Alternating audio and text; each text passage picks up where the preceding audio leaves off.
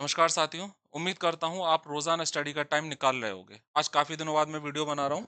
10 MCQ होंगे। 10 MCQ का मतलब 10 इंपॉर्टेंट क्वेश्चन, क्योंकि एग्जाम की डेट पास आती आ रही है और मेरा एग्जाम जो डिग्री कॉलेज का वो अप्रैल में है। तो मेरे लिए अब मुश्किल हो जाएगा कि मैं आपके लिए वीडियो रेगुलर बनाऊं। उसके बाद में मैं पीजीटी पे भी फोकस करूंगा। तो गवर्नमेंट जॉब पे रहते हुए मैं वीडियो बना रहा हूँ और तैयारी भी कर रहा हूँ। उसी तरह आपको, अगर आप स्कूल में पढ़ा रहे हो तो जो है 4 बुक्स ले लो, 4 रजिस्टर बना लो या A4 साइज़ के पेपर रख लो और उसमें नोट्स बनाते चलो अलग-अलग राइटर्स के। जो आपके पास बुक्स में है या जहाँ पे आपके नोट हैं, उन्हें कुछ चेंज मत करो, क्योंकि फिर टाइम वेस्टेज होगा। जो नई चीज़ें आपको पता लग रही हैं और इम्पोर्टेंट हैं, उनको नोट करते चले आओ और बुक को जो है, जो पन्ने हैं, उन्हें स्कूल में ले जाओ, उनके बीच में रखकर जैसे ही टाइम मिले, पढ़ते रहो। सबसे बेस्ट तरीका होता है। और उससे पहले आपको देखो, जून से पहले स्कूल भी बंद हो जाएँगे, थोड़ा टाइम जो है निकाल लेना, छुट्टियाँ ले लेना। बेस्ट तरीका ये है कि अपना जो समय पढ़ाई का वो चुराओ। नोट्स ज़रूर बनाते चलो, वो चीज़ें बनाओ जो आपको नहीं पता हो, ज़बरदस्ती नोट्स मत बनाओ अब। उसके बाद में एग्ज़ाम हो जाए, उसके बाद में आप चाहे बना लेना। 4 अलग-अलग राइटर के 4 रजिस्टर या A4 साइज़ पेपर हो, जिन्हें आप कहीं पे भी ले जा सको और पढ़ सको। तो शुरू करते हैं बिना टाइम को बर्बाद करे हुए। देखो 31 एमसीक्यू, 4th सेट है। What is an Alexandrine in poetry? देखो पोएट्री में जो होता है, अलेक्जेंड्राइन यूज करा जाता है। पोएट्री में हम ज्यादातर कौन से यूज करते हैं? आयम्बिक पेंटामीटर, ठीक है। और आयम्बिक पेंटामीटर जो कहें तो सबसे ज्यादा सोनेट में शुरुआत हुई थी, और सोनेट के अलावा जो है पोएट्री में सबसे ज्यादा इस्तेमाल होता है। अलेक्जेंड्राइन बहुत कम मिलता है, लेकिन अलेक्जेंड्राइन का यूज होता है। तो ये क्या है? A verse line with 5 iambic feet. तो 5 वाला तो है नहीं, आयम्बिक पेंटामीटर होता। A type of sonnet structure, C a verse line with 4 trochaic feet या a verse line with 6 iambic feet. इसमें सही आंसर क्या है? सोच कर देखो। इसका सही है डी, अलेक्जेंड्राइन। अगर अलेक्जेंड्राइन की बात करें, डी 6 आयम्बिक फीट होते हैं, और ये फ्रेंच लिटरेचर से लिया गया था। शुरुआत में ये फ्रांस में जो लिटरेचर लिखी गई थी, और खासकर अलेक्जेंड्राइन मींस जो अलेक्जेंडर था, सिकंदर महान, उसके एडवेंचर्स जो पोम में लिखे गए थे, तो अलेक्जेंड्राइन का यूज करके लिखा गया था। अलेक्जेंड्राइन में क्या होता है? 6 फीट होते हैं इसमें। वर्स लाइन 6 फीट की होती है, और ये 6 फीट जो होते हैं आयम्बिक फीट, इन्हें हेक्सामीटर भी कहेंगे। मींस आयम्बिक पेंटामीटर में कितने फीट होते हैं? 5। ठीक है, 10 सिलेबल होते हैं। इसमें जो होता है अलेक्जेंड्राइन में 6 होते हैं। 1, 2, 3, 4, 5 और 6। हर एक फीट में 2 सिलेबल होते हैं, तो कुल मिलाकर 12 सिलेबल होते हैं। 6 फीट होते हैं। इसे हम कहेंगे आयम्बिक हेक्सामीटर। और यहाँ पे आयम्ब से मतलब क्या है? एक फीट में जो है 2 सिलेबल होंगे, एक स्ट्रेस्ड एक अनस्ट्रेस्ड। तो अलेक्जेंड्राइन क्या हो गया? फर्स्ट लाइन जिसमें 6 फीट होते हैं, 12 सिलेबल होंगे, 6 फीट होंगे। और ये फ्रांस से सबसे पहले अडॉप्ट करा गया था। इंग्लिश में इसको जो बहुत कम यूज करा गया, और किसने यूज करा है? समझ गए होगे। स्पेंसर। स्पेंसर ने फेरी क्वीन जो लिखी थी, उसमें जो स्पेंसरियन स्टेंजा था, उसमें 9 लाइन्स का था। उसमें जो लास्ट लाइन है वो अलेक्जेंड्राइन में है। तो स्पेंसरियन स्टेंजा की जो लास्ट लाइन होती है वो अलेक्जेंड्राइन में होती है। मीन्स उसमें 6 फीट होते हैं। इसको चाहे स्क्रीनशॉट ले लो या नोट कर लेना। आगे बढ़ते हैं। 32, which play of Shakespeare contains the quotation, "Oh, it is excellent to have a giant's strength, but it is strenuous to use it like a giant"? थोड़ा मतलब पे जाते हैं। "Oh, it is excellent", बहुत अच्छा है। "To have a giant's strength", giant की strength होना। जायंट कहते हैं बड़े आदमी को, राक्षस को भी कह देते हैं जायंट। जैसे जायंट हम कह सकते हैं कि अपने क्षेत्र का जो बहुत बड़ा आदमी है, उसे भी जायंट कह सकते हैं, जैसे अमिताभ बच्चन अपने क्षेत्र के। जायंट बड़े आदमी की ताकत होना बहुत ही अच्छा है, एक्सीलेंट है। बट इट इज ट्रेनस, लेकिन ये गलत है, अत्याचार है। To use it like a giant, कि उस ताकत को हम जायंट की तरह इस्तेमाल करें, राक्षस की तरह इस्तेमाल करें। कि आपके पास ताकत होना, जायंट की स्ट्रेंथ होना बहुत अच्छा है, लेकिन आप उस ताकत को जायंट की तरह इस्तेमाल करो कि जिसको मन करे उसको तबाह कर दो, बर्बाद करो, अपनी पावर का गलत इस्तेमाल करो, वो गलत है। किसने, कौन से उसमें प्ले में, शेक्सपियर के King Lear, the Tempest, Macbeth या मेजर फॉर मेजर? कौन सा होगा इसमें? केबीटी। कौन बनेगा टीचर? सही आंसर क्या है? Measure for measure. Measure for measure की बात करें तो शेक्सपियर के जो प्लेस थे शुरुआत में, मैं कई बार बता चुका हूँ, उनको कॉमेडी, हिस्ट्री जो है और ट्रेजेडी में जो है डिवाइड करा गया, लेकिन बाद में उनको अलग अलग कैटेगरीज में करा गया। ठीक है। फ्रेडरिक एस बोस ने एक और लिस्ट बनाई, जिसमें उन्होंने कहा कि कुछ ऐसे प्लेस हैं जो ना ही ट्रेजेडी है ना ही कॉमेडी है, उन्हें प्रॉब्लम प्ले कहा। ठीक है। और प्रॉब्लम प्ले क्यों कहा? क्योंकि इसमें जो कैरेक्टर्स थे उनकी कोई समस्या थी, वो समस्या केवल कैरेक्टर्स की नहीं, वो हो सकता है वो किसी और की भी हो। तो उनमें कोई समस्या थी जो आम सी समस्या लग रही है, कोई जेंडर इशू है या कोई दूसरी इशू जो है थोड़ा बहुत उसमें उठाया हुआ है। यहाँ पे अगर बात करें तो ऐसे कौन से प्ले थे, मेजर फॉर मेजर, जैसे डार्क कॉमेडी कहेंगे, all is well that ends well, और टॉयलेट्स एंड क्रेसीडा। इन्हें हम प्रॉब्लम प्ले कह सकते हैं क्योंकि इसमें किसी समस्या को उठाया हुआ है। और फ्रेडरिक एस बोस ने इन्हें जो था इस तरह कैटेगराइज करा। थोड़ा सा रिवाइज करते हैं मेजर फॉर मेजर को। देखो मेजर फॉर मेजर की जो कहानी है, वो उसका जो मेन है वो है इजाबेला, इसके चारों ओर घूमती है। इसका नाम ध्यान रखना, बाकी कुछ ध्यान हो या ना हो, ठीक है। इजाबेला के चारों ओर घूमती है। एक शहर है वीना, वीना का ड्यूक, ड्यूक मतलब उसका राजा, ठीक है। जो राजा था वीना का, वो परेशान था। अपने जो राज्य के लोग थे वो काफी करप्ट होते आ रहे थे, गलत कामों में लिप्त थे। तो वो परेशान था कि भाई मेरे जो लोग हैं उनके अंदर से नैतिकता खत्म होती आ रही है, अनैतिक बनते आ रहे हैं, चोरी चकारी में लिप्त हैं। तो वो डिसाइड करता है वो कुछ समय के लिए अपने राज्य से बाहर जाएगा और लोगों को ऑब्जर्व करेगा, कैसे वो कार्य करते हैं, कैसे हैं वो। और अपना जो राज्य है वो कुछ समय के लिए सौंप कर जाता है अपने वफादार, एक बहुत ही भरोसेमंद आदमी होता है लॉर्ड एंजेलो को। लॉर्ड एंजेलो पे विश्वास है कि ये अच्छे तरह से राज्य चलाएगा। लॉर्ड एंजेलो अपना राज्य का जो है चलाना शुरू करता है, जो कायदे कानून होते हैं उन्हें कठोरता पूर्वक लागू करता है, जितने नहीं करने चाहिए थे। लॉर्ड एंजेलो जो है, जो बहुत लग रहा था अच्छा व्यक्ति, वो खुद करप्ट निकलता है। लॉर्ड एंजेलो की मंगनी हो गई है मैरियाना से, ठीक है। अब लॉर्ड एंजेलो जो है वो करप्ट निकलता है। यहाँ पे क्या होता है कि जो इजाबेला है, जो नन है, इसका भाई है क्लॉडियो। क्लॉडियो से एक छोटी सी मिस्टेक हो जाती है, मैं शॉर्ट में बतला रहा हूँ प्ले की स्टोरी। छोटी सी मिस्टेक हो जाती है, उस छोटी सी मिस्टेक के बदले जो लॉर्ड एंजेलो है, जिसके हाथ में पावर आ गई है, वो पावर गलत इस्तेमाल कर रहा है, वो इसे फांसी की सजा देता है। अब इसकी सिस्टर जो नन है वो जाती है लॉर्ड एंजेलो के पास में, रिक्वेस्ट करती है कि भाई मेरे भाई ने इतना बड़ा क्राइम नहीं करा है जो तुम उसे फांसी की सजा दे रहे हो, उसको छोड़ दो। लॉर्ड एंजेलो साफ मना कर देता है, बोले बिल्कुल भी नहीं होगा, उसे फांसी ही मिलेगी चाहे कुछ भी हो। लेकिन बाद में इजाबेला से बहुत प्रभावित होता है और एक कंडीशन रखता है, you have to make relationship with me, तुम्हें मेरे साथ में रिलेशनशिप बनाना होगा। अब ये सुन के इजाबेला ने वो साफ मना कर दी, भाई ऐसा नहीं हो सकता। इजाबेला को गुस्सा आता है। इजाबेला यहाँ पे जो है ये कोटेशन कहती है, किसके लिए कहती है, लॉर्ड एंजेलो के लिए, कि तुम व्हाट इज बहुत अच्छा है, to have a giant's strength, एक जायंट्स बड़े आदमी की ताकत होना बहुत अच्छा है, लेकिन ये गलत है कि तुम उसे एक बड़े आदमी की तरह इस्तेमाल करो, राक्षस की तरह इस्तेमाल करो ताकत को, ये गलत है। तो ये इजाबेला कहती है लॉर्ड एंजेलो से कि तुम्हारे हाथ में जो ताकत आ गई है उसका तुम गलत इस्तेमाल कर रहे हो, तुमने मेरे भाई को जो फांसी दी है ये गलत है। अब इजाबेला को अपने भाई को बचाना है, क्लॉडियो को, अब क्या करे समझ में नहीं आता। इजाबेला को पता लगता है कि जो लॉर्ड एंजेलो है, इसकी एक जो है फियांसे है, जिससे उसकी मंगनी हो गई है, लेकिन उसको वो अपना नहीं रहा है। मैरियाना उससे बातचीत करती है। अब वो डिसाइड करते हैं कि ठीक है, हम रात के समय बिस्तर बदल लेंगे। अब ये जो कहानी है सेम, ये कौन सी कहानी है, all is well that ends well में भी, उसमें भी बिस्तर बदलने वाली कहानी थी, उसमें भी मरियाना थी।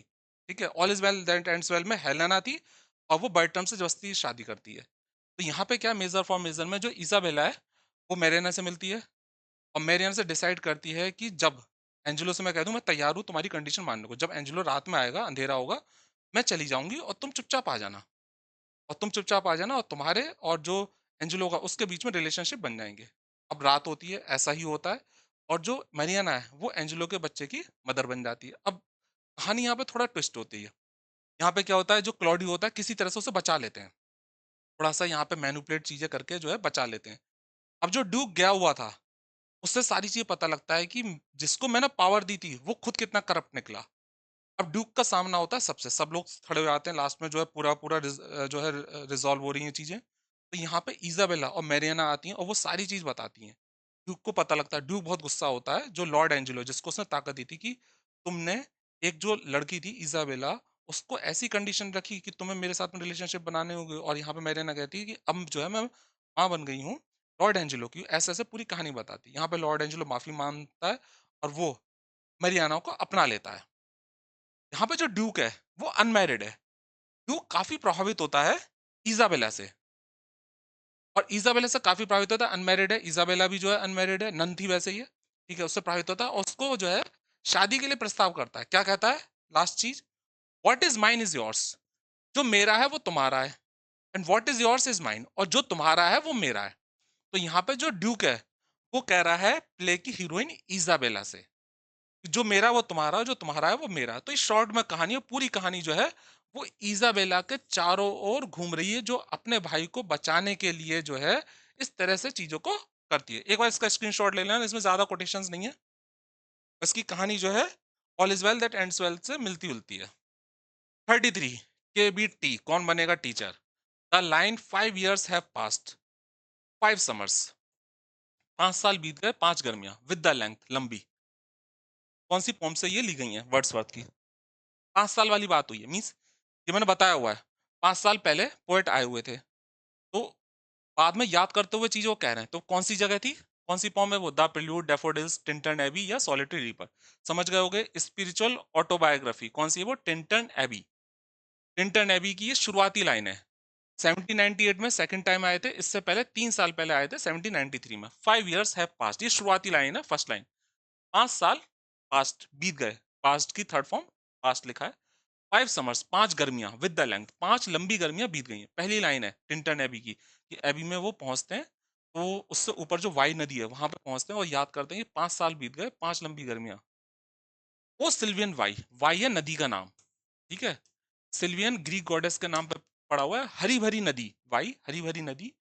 To wander through the woods, through होकर, वुड्स जंगल, तुम जंगल से होकर, वॉन्डर जंगल से होकर बहती हो, वाई नदी तुम जंगल से होकर बहती हो। ऑफ थॉटलेस यूथ, अविवेकहीन जवानी, थॉटलेस यूथ अविवेकहीन जवानी। बट हियरिंग ऑफन टाइम्स, कभी कभार मैं सुनता हूँ। द स्टिल सैड, बहुत इंपॉर्टेंट लाइन है, the still sad music of humanity, मानवता का दुख भरा गीत कभी कभार मैं सुनता हूँ। माई डियर डियर फ्रेंड, अपनी सिस्टर को, डोरथी को संबोधित करते हैं, माई डियर डियर सिस्टर। अब वर्शिपर ऑफ नेचर, मैं वर्शिपर ऑफ नेचर हूँ, तो टिंटन एबी में अपने आप को वर्शिपर ऑफ नेचर कहते हैं। हिदर केम, यहाँ आया हूँ। इस लाइन को भी ध्यान रखना, बहुत ही इंपॉर्टेंट लाइन है, यहाँ पे मैंने नोट करी हुई है, इसे जरूर ध्यान रखना। ये सारी लाइनें ऐसी हैं जो कभी ना कभी आई हैं या फिर आया सकती हैं। आगे बढ़ते हैं। 34 in the cottage, in the quiet by S T college, college ने एक शेक्सपियर के लिए बहुत अच्छी चीज कही थी, द ग्रेटेस्ट जीनियस, बहुत बड़ा genius, that perhaps human nature yet produce, जो ह्यूमन नेचर ने प्रोड्यूस करा है, आर मीरियड माइंडेड शेक्सपियर। यहाँ मीरियड का मतलब क्या है?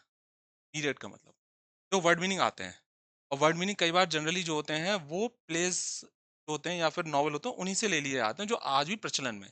मीरियड माइंडेड का मतलब क्या है? मीरियड का मतलब क्या है? Single and focused, unordinary and uncommon, countless और न्यूमरस, और ऑर्डिनरी एंड कॉमन। क्या हो सकता है इसमें? सोच के देखो। देखो, मीरियड माइंडेड शेक्सपियर, शेक्सपियर क्या हो गया? नाउन। इसका एडजेक्टिव क्या हो गया? Myriad minded. ये है कंपाउंड एडजेक्टिव, कंपाउंड है, दो वर्ड से मिलकर बना कंपाउंड, मीरियड माइंडेड, ठीक है। अब ऐसा शेक्सपियर जो मीरियड माइंडेड, प्रतिभाशाली है, प्रतिभाशाली वाला कौन सा होगा? जो काफी सारी चीजें होंगी उसके अंदर, काउंटलेस न्यूमरस चीजें होंगी। यहाँ पे क्या करेंगे? आंसर सही सी, काउंटलेस और न्यूमरस। तो मीरियड माने होता है बहुमुखी प्रतिभा संपन्न Shakespeare, myriad minded Shakespeare. Compound adjective है, मीरियड माने हो गया a very large number of something, बहुत बड़ी संख्या में कोई चीज हो। There is a myriad of insects on the island, island पे myriad large number of insects हैं। They offer no solution for all our myriad problems, myriad problems means countless problem. myriad माने क्या हो गया? बहुत ज्यादा, अ वेरी लार्ज नंबर, बस ध्यान रखना, a very large number, myriad। Next है 35, what is an alt palm, also known as, इसमें आर साइलेंट है, ऑल्ट पॉम। ऑल्ट पॉम का दूसरा नाम क्या है? खास तरीके की पॉम है, ठीक है, एग्जाम में पूछी गई है। Pattern poetry, free verse, ordinary verse, form of sonnet. एक होता है एलिमिनेशन, एलिमिनेशन क्या होता है? जो आपको पता है ये नहीं हो सकता। इसमें सोनेट होता है क्या? सोनेट नहीं होता। क्या नहीं हो सकता वो हटाते चलो, अब खुद सोचो, तुक्का लगा सकते हो तो लगाओ, कोई माइनस मार्किंग नहीं है। इसका सही आंसर है ए, पैटर्न पोएट्री। इसको थोड़ा सा बतला दूं मैं, ऑल्ट पॉम को हम पैटर्न पोएट्री भी कहते हैं, और ये पैटर्न से समझ जाओ बस। मैंने कैसे याद करा हुआ था जब मैं तैयारी कर रहा था, ऑल्ट पैटर्न, ऑल्ट पैटर्न, इस तरह से मैंने थोड़ा ध्यान रख दिया था कि पैटर्न होता है इसमें। जो लिखने वाला राइटर होता है वो किसी स्कीम को फॉलो नहीं करता, किसी मीटर को फॉलो नहीं करता, उसका खास जो उद्देश्य होता है वो होता है किसी पैटर्न को बनाना। जो पढ़ने वाला है और जो पोम को पढ़ रहा है वो एक खास डिजाइन को देख सके। यहाँ पे एक खास डिजाइन है, इस तरह से तितली वाला डिजाइन है, तितली वाला डिजाइन चल रहा है यहाँ पे। तो ये पैटर्न पोएट्री या कहें ऑल्ट पॉम, जैसे हम पैटर्न पोएट्री कहें, इसमें तो मेन होता है कोई सब्जेक्ट जो होता है, जो पॉम होती है उसमें कोई शेप नजर आती है हमें, ठीक है, तो उससे हम कहते हैं पैटर्न पोएट्री या फिर ऑल्ट पॉम। अच्छा, ऑल्ट माने क्या होता है, ये थोड़े धुंधली पिक्चर है। जैसे कोई धार्मिक जगह पर जो टेबल होती है जहाँ पे बुक्स वगैरह कैंडल वगैरह रख दी जाती हैं, उसे ऑल्ट कहते हैं, जैसे बेदी भी कहते हैं हिंदी में, बड़ा अजीब सा वर्ड है बेदी, ठीक है। आगे बढ़ते हैं। ऑल्ट पॉम मीन्स पैटर्न पॉम, इसमें कोई पिक्चर हमें नजर आती है पॉम में। 36 KBT, कौन बनेगा टीचर। The line, there was a time when meadow grove and stream belongs to which of Wordsworth. Wordsworth की ये पॉम बहुत ही फेमस है। उसकी पहली लाइन है, देयर वॉज अ टाइम, एक समय था जब मीडो, मीडो माने पता होना चाहिए चारागाह, ग्रोव बगीचे, और स्ट्रीम। अब किसी पुराने समय की बात हुई है। एक समय था जब ये चीजें बड़ी अच्छी थी, अब नहीं है।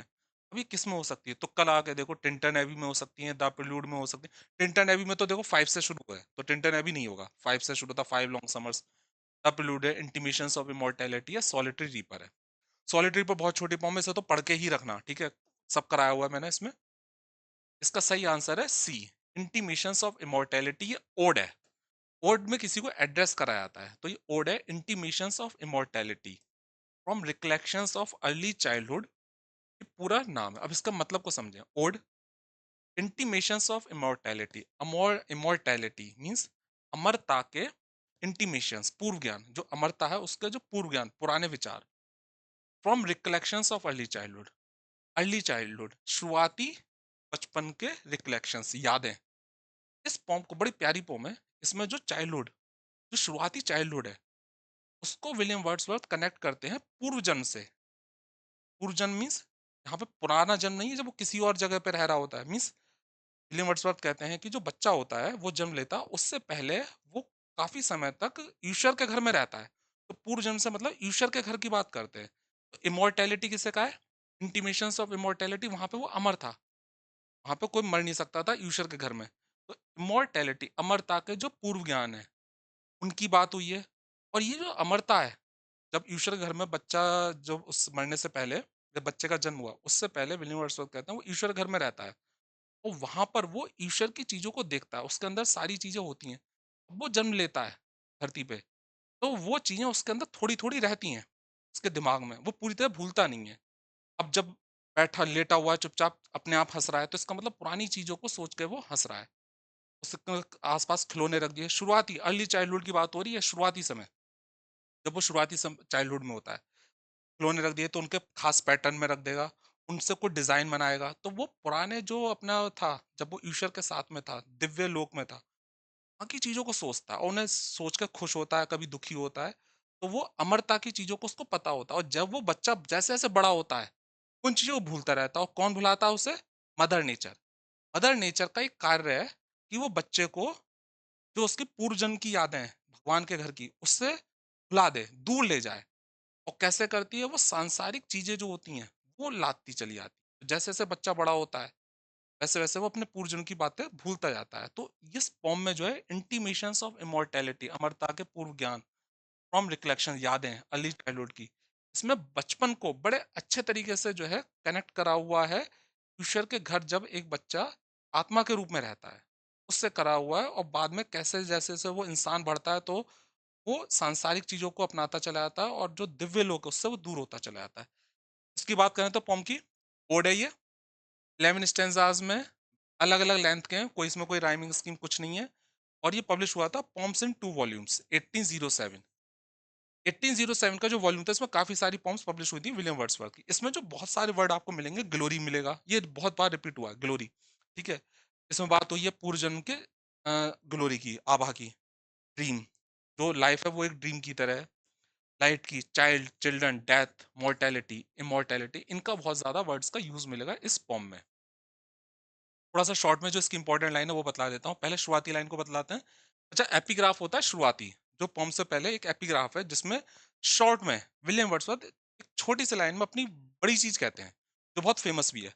The child is the father of man, ये एपिग्राफ है। The child is the father, epigraph थोड़ा सा और लेंदी है, ये 3-4 लाइन का, लेकिन मैंने यहाँ पे सिर्फ एक लाइन लिखी है, the child is the father of man. जो बच्चा है वो आदमी का फादर। अब कह रहा क्या है, वो बच्चा जो है आदमी को काफी चीजें सिखाता है, वो भले बच्चा है लेकिन उसके अंदर काफी चीजें होती हैं समझ वाली। तो the child is the father of man, इंसान का फादर है। ये एपिग्राफ है। अब शुरुआती लाइन को देखते हैं। देयर वॉज अ टाइम, एक समय था, मीन्स पुरानी समय की बात हुई है। एंड मीडो, बचपन की, जब चारागाह, ग्रोव, गार्डन और स्ट्रीम, झरने, अर्थ, धरती, और हर एक साधारण दृश्य, साइट, टू मी डिड सीम, मुझे प्रतीत होती थी। अब बचपन की बात है, मुझे प्रतीत होती थी, अपैरल्ड, ढकी हुई, नहाई हुई, ढकी हुई, सेलेस्टियल लाइट, दिव्य रोशनी में, दिव्य रोशनी में ढकी हुई जो है प्रतीत होती थी। अब यहाँ पे कुछ लाइन छोड़िए। That the hath past away, that there hath past away, hath past away, ये चीजें बीत गई हैं। जो दिव्य रोशनी दिखाई देती थी बचपन में, पास्ट अवे, वो बीत गई हैं। अब ग्लोरी फ्रॉम द अर्थ, ये चीजें अर्थ से अब चली गई हैं, अब मुझे नहीं दिखाई देती। टू चाइल्ड ऑफ जॉय, अब यहाँ पे विलियम वर्ड्सवर्थ एक छोटे बच्चे को देखकर एक कहते हैं, संबोधित करते हैं छोटे बच्चे को देखकर, दू, तुम, चाइल्ड ऑफ जॉय, तुम खुशी के चाइल्ड हो, तुम खुश रहते हो हमेशा। शाउट राउंड मी, मेरे चारों ओर जो है तुम घूम रहे हो और चिल्ला रहे हो। तो एक बच्चे को देखते हैं जो खुश है और विलियम वर्ड्सवर्थ के चारों चक्कर लगा रहा है, खुशी में चिल्ला रहा है। Let me here Dai shouts, मुझे अपनी आवाज को सुनने दो, मुझे, तुम अपनी आवाज को सुनने दो, मैं तुम्हारी आवाज को सुनना चाहता हूँ। टू हैप्पी, तुम खुश हो। शेफर्ड बॉय, उसे शेफर्ड बॉय बुला रहे हैं, ठीक है, साधारण हो तुम, साधारण बच्चे हो, बहुत छोटे बच्चे हो। देख लो इसे, ये शुरुआती लाइन है इसकी, देयर वॉज अ टाइम, और ये एपिग्राफ है, the child is the father of man. आगे बढ़ते हैं। Whither is fled the visionary dream, visionary gleam, देखो विजनरी समझ जाओ, विजनरी हो गए स्वप्न वाले, ग्लीम चमक, कहाँ चले गए।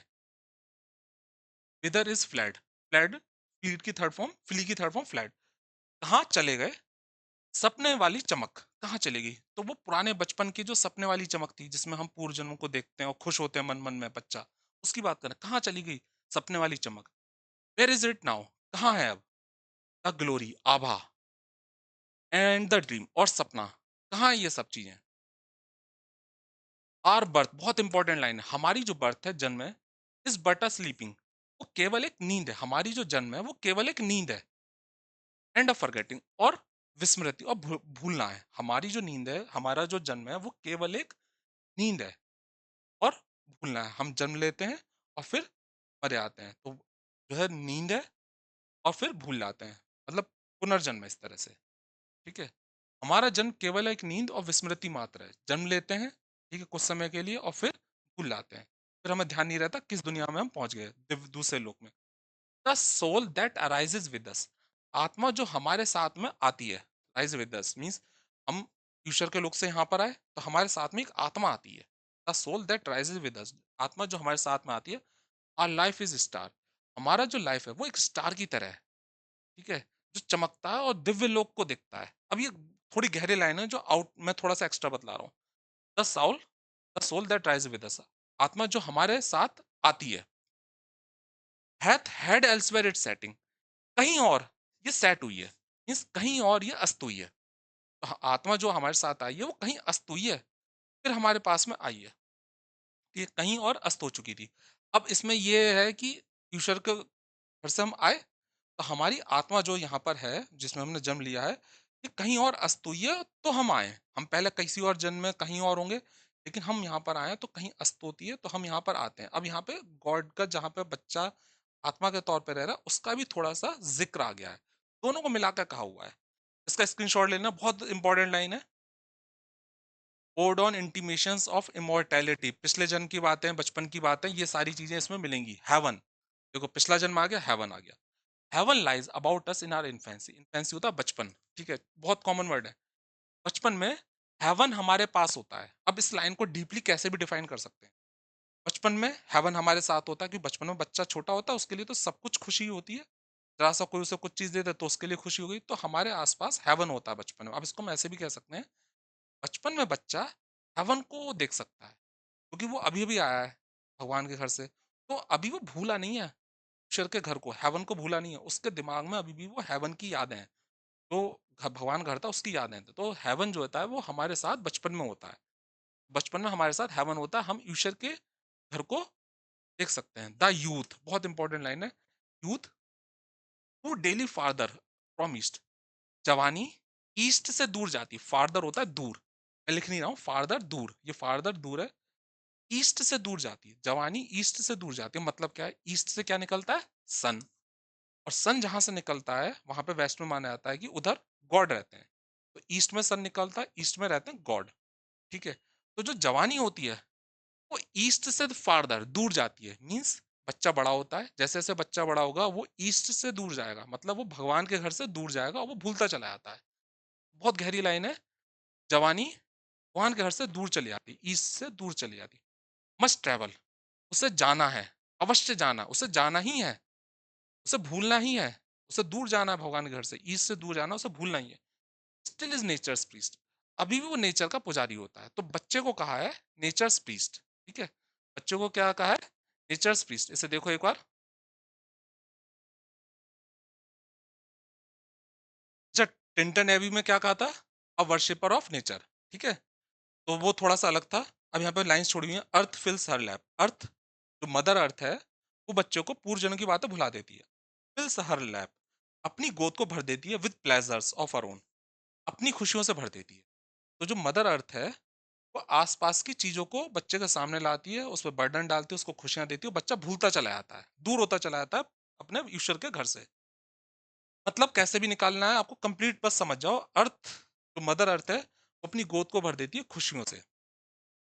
आगे बढ़ते हैं, द होमली नर्स, अब देखो होमली मीन्स क्या हो गया, परिचित नर्स या अच्छी नर्स, होमली, होम, होम से बना होमली, ठीक है, एक अच्छी नर्स पालने वाली, दैट ऑल शी कैन, एक अच्छी नर्स, साधारण नर्स, वो सब कुछ कर सकती है जो वो करती है, तो जो नर्स है मदर अर्थ, जो नर्स है साधारण नर्स, वो हर संभव प्रयास करती है, जो मदर अर्थ है वो हर नर्स की तरह हर संभव प्रयास करती है कि वो बच्चे को दूर ले, आप जैसे जैसे बच्चा दूर हो रहा है वो भूल रहा है, बड़ा हो रहा है वो भूल रहा है पूर्वजन को, वो maker foster child, foster child कौन हो गया, जिस बच्चे को पाल रही है, छोटा बच्चा है उसके लिए मदर अर्थ है, वो बच्चे को दूर ले जाए, जैसे जैसे बच्चा बड़ा हो रहा है वो पिछले जन्म से दूर ले जाए, तो फॉस्टर चाइल्ड अपने फॉस्टर चाइल्ड जिसको पाल रही है, हर इनमेट मैन उसे आदमी बनाए, उससे वो दूर ले जाए फॉस्टर चाइल्ड को, जिसको पाल रही है उसको दूर ले जाए और उसको आदमी बनाए, व्यस्क बनाए, ठीक है, वो दूर चला है ईश्वर के घर से, अपने दत्तक पुत्र फॉस्टर चाइल्ड को मनुष्य बनाए,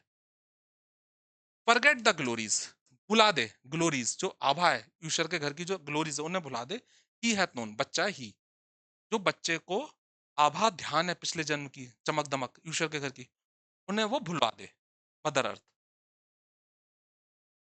and that imperial palace means स्वर्ग में जो शानदार महल है, वैंसी, वैंस मीन्स वहां से, ही केम, जहां से वो बच्चा चाइल्ड आया है शानदार पैलेस से, हेवन से, उसे वो भुलवा दे, तो ये मदर अर्थ का कार्य है कि वो जैसे जैसे बच्चा बड़ा होता है उसे वो भुलवा दे, तो दिव्य महल को जहां से वो आया है हेवन से, वहां से वो भुलवा दे, इन सब चीजों को पुरानी यादें भुलवा दे।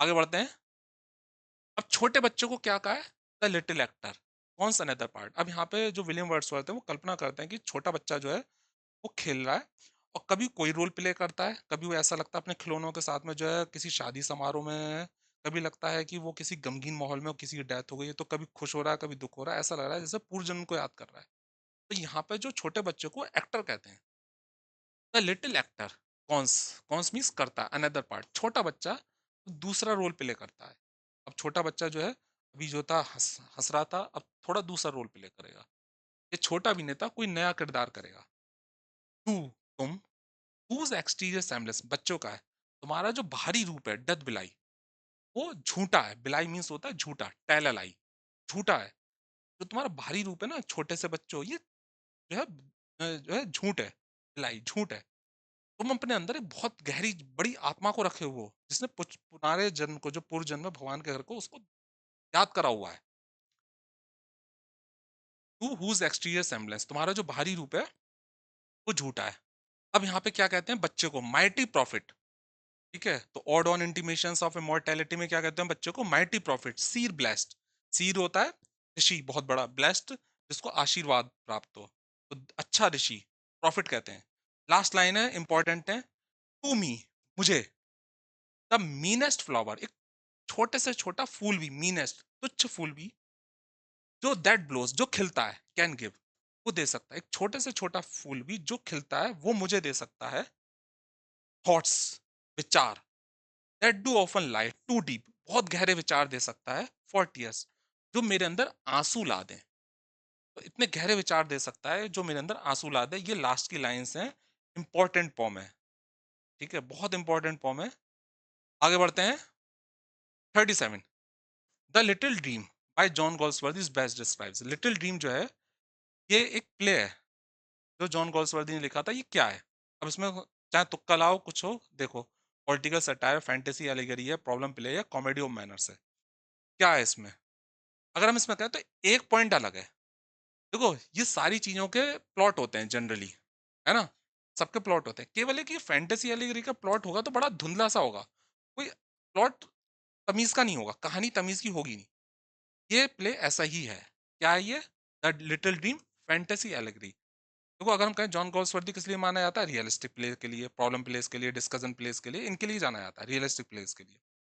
अकेला ऐसा प्ले है द लिटिल ड्रीम जो कि रियलिटी से कोई लेना देना ही नहीं है। इस वजह से बहुत कम एग्जाम में आया हुआ है, लेकिन इस सेंस में आया हुआ है कि द लिटिल ड्रीम क्या रियलिस्टिक प्ले है? तो ये रियलिस्टिक प्ले नहीं है, ये फैंटेसी एलिगरी। इसका नाम ही जो था उसमें पड़ा हुआ था एन एलिगरी इन 6 सीन्स। ये पूछा नहीं जाएगा, ठीक है।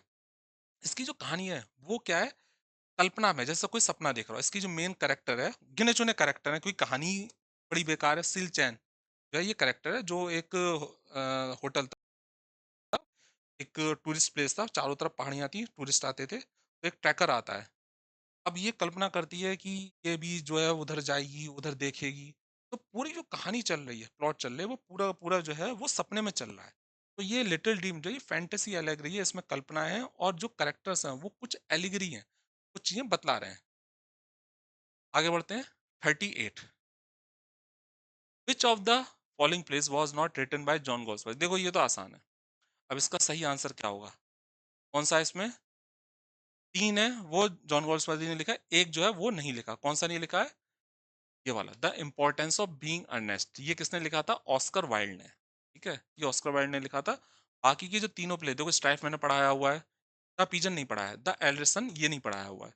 ये प्लेज है जॉन गॉल्सवर्दी का। शॉर्ट में बता देता हूँ। द एल्डरसन, जो एल्डरसन कहानी से समझ जाओ। एल्डरसन एक अमीर परिवार है, उसका सबसे बड़ा बेटा है जिसका नाम है बिल। ये प्यार करता है अपने यहाँ जो नौकर है उसकी लड़की फ्रेडा से। अब वही अमीर और क्लास क्लास स्ट्रगल है। जो इसके बाप है और मदर है, वो नहीं चाहते कि ये एक गरीब लड़की से शादी करे। इसके बीच में काफी कहासुनी होती है, दोनों पर मतलब लड़ाई झगड़ा होता है, धमकी देते हम तुझे घर से निकाल देंगे। लास्ट में फ्रेडा को भी लगता है कि भाई काफी मुझे बेइज्जती मिल गई इस सब की वजह से, और लास्ट में ये छोड़ के चली जाती है बिल को। तो इसका जो एंड है उसमें ये नहीं दिखाया कि बिल शादी कर लेता। बिल शादी करना चाहता है फ्रेडा के लिए, लेकिन फ्रेडा ही छोड़ के चली जाती है। तो एंड जो है वो अनक्लियर है, वो इस तरह से खत्म नहीं होता है कि बिल जो है वो फ्रेडा से दूर जाना चाहता है, ऐसा भी नहीं दिखाया है। लेकिन फ्रेडा खुद ब खुद चली जाती है। ये कहानी जो है क्लास स्ट्रगल है, इसमें अमीर और गरीब की लड़ाई है। नेक्स्ट है, इंपॉर्टेंट प्ले नहीं है इतना। 39, what is the cause of war in Shakespeare's Troilus and Cressida. फिर ट्रॉयलस एंड क्रेसीडा के ऊपर मैंने जो है बताई हुई स्टोरी। अब इसको बताओ क्या हो सकता है, खुद समझ जाओ कौन सा है इसमें। सीधा आंसर मैं बतलाऊंगा, क्या होगा? The theft of Helen by Paris. तो जो ट्रॉयलस एंड क्रेसीडा की कहानी है, वो होमर ने एक प्ले लिखा था, ओडिसी। ओडिसी में दो हैं, उनके बीच में लड़ाई चली है, ट्रॉय और ग्रीक। यहाँ पे जो ट्रॉय का राजकुमार है, एक्टर, वो हेलन, गलत बोल दिया मैंने, एक्टर यहाँ पे लिखा हुआ था। जो ट्रॉय का राजकुमार है पेरिस, वो ग्रीक की राजकुमारी कहें तो, जो मेन वहाँ की महारानी कहें तो उस तरह से, उसको चुरा ले आता। अब यहाँ पे चुराना यूज क्यों करा गया है? क्योंकि हम ये नहीं कह सकते वो अपहरण हुआ, हो सकता है वो अपनी मर्जी से गई हो। तो उसको उठा के ले आता है। इसके बाद में बदले की लड़ाई होती है। यहाँ पे जैसे बताया था, फ्रेडरिक एस बोस ने तीन प्लेस को जो है शेक्सपियर के जो है वो उसने जो था प्रॉब्लम प्ले कहा था, ये रिपीट नहीं कर रहा हूँ मैं। यहाँ पे ट्रॉयलस और क्रेसीडा है, इनकी प्रेम कहानी को दिखाया हुआ है, जिसमें प्रेम है और कैसे क्रेसीडा धोखा देती है ट्रॉयलस को। यहाँ पे जो ट्रॉयलस है वो क्रेसीडा की ब्यूटी को कहता है हर बैड इज इंडिया, उसका जो बैड है वो इंडिया है। देयर शी लाइज, वहां पे वो रहती है पर्ल, मोती की तरह। तो जो क्रेसीडा है वो एक इतनी खूबसूरत है जैसे कि मोती होता है, जैसे वो इंडिया का हो। इंडिया अपने हीरे जवाहरात के लिए जाना जाता था, उसके लिए शॉर्ट में समरी बतलाऊंगा। यहाँ पे दो खेमे, ट्रोजन्स का जो राजकुमार है पेरिस, ये चुरा के ले जाता है या कहीं किडनैप कर लेता है हेलन को, जो ग्रीक है। अब यहाँ पे लड़ाई हो रही है। ये जो है आइलैंड से, आइलैंड है जहाँ पे चारों ओर समुद्र है। अब ग्रीक की जो लोग हैं, जो आर्मी है, वो अटैक कर देती है, ये कब्जे में नहीं आते। यहाँ पे दोनों तरफ के लोग जो हैं पकड़े जाते हैं। ठीक है, अब अदला बदली होती है। यहाँ पे जो क्रेसीडा है, जो खुद जो है ट्रॉय की रहने वाली है, और ट्रॉयलस भी ट्रॉय ट्रॉय का रहने वाला है, दोनों ही ट्रॉय के रहने वाले हैं। यहाँ पे जो क्रेसीडा है, क्रेसीडा के फादर जो है वो मिल गए हैं ग्रीक से। तो वो ये चाहते हैं कि मेरी डॉटर भी जो है, वो कैदियों की जो अदला बदली हो रही है उसमें मेरी डॉटर जो ट्रॉय में रहती है वो ग्रीक में आ जाए, क्योंकि अब मैं ग्रीक में रहूंगा। तो यहाँ पे जो क्रेसीडा है वो ग्रीक में पहुंच जाती है। यहाँ पे जाने से पहले जो ट्रॉयलस और क्रेसीडा हैं, दोनों कसम खाते हैं कि वो शादी करेंगे और एक दूसरे से बहुत प्यार करते हैं। ट्रॉयलस जो होता है अंगूठी देता है, कुछ कीमती चीजें देता है, इसे संभाल के रखना, जब तुम्हें मेरी याद आए इन्हें देखना। क्या होता है, जैसे ही क्रेसीडा पहुंचती है ग्रीक खेमे में, वहां पे ये ट्रॉयलस को कुछ समय तो याद करती है, बाद में भूल जाती है और फ्लर्ट करने लगती है डायमेडिस को। और जो ट्रॉयलस ने दिया था वो सारी चीजें इसके दे देती है। ट्रॉयलस को ये सब पता लगता है, खुद ट्रॉयलस अपनी आंखों से देखता है, एक दिन अंधेरे में छिप कर जाता है और देखता है कि कैसे क्रेसीडा जो है वो फ्लर्ट कर रही है डायमेडिस के साथ में। इससे बड़ा गुस्सा होता है। अगले दिन लड़ाई होती है। इसमें जो ट्रॉय का राजकुमार है हेक्टर, इसको मार देता है एक्किल्स। और यहाँ पे जो ट्रॉयलस है, जो खुद एक राजकुमार है, कसम खाता है कि वो बदला लेगा, एक तो अपने भाई की मौत का, और दूसरा क्या है, जो उसको वैसे ही बहुत बुरा लग रहा है क्योंकि चोट खाया हुआ है प्यार में, कि अब वो बदला लेगा जो कुछ हुआ है। प्ले खत्म होता है।